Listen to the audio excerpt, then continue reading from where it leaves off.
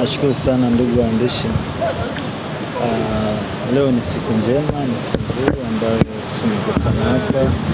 Tumeshuhudia tukimkabidhi gari Innocent Loemba. Sauti ndogo.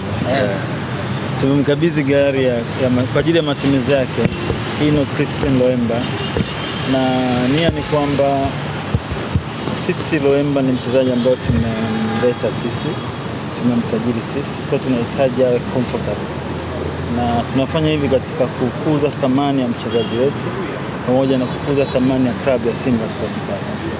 Haya ni mambo ambayo waga tunaahidi na sisi J-Root waga tunayatekeleza, na ifahamike kwamba sio tu kwa Loemba, na hata kwa baadhi ya wachezaji wengine wa Simba tutawakabidhi magari.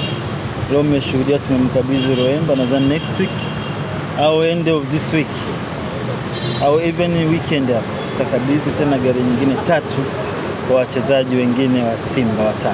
Tutakuja hapa. Naweza kuwa gari mpya, gari za kisasa, gari yenye thamani ambazo zitaongeza thamani yao pia kama wachezaji.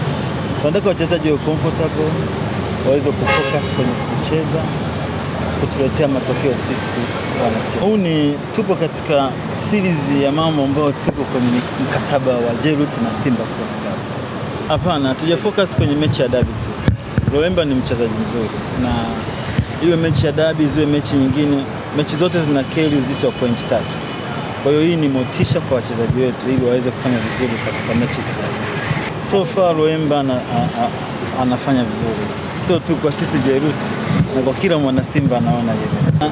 Nimesema hii si zawadi ya gari. Huu ni utaratibu ambao tunatoa comfortability kwa wachezaji wetu. Swala la gari ni swala ambalo kwa sasa hivi kwa wachezaji si swala ambalo ni swala la tunasema la umuhimu, necessity. Baada ya mechi mchezaji anahitaji kufanya mambo yake ya kawaida, anahitaji kwenda shopping, anahitaji kuzunguka huko na kule.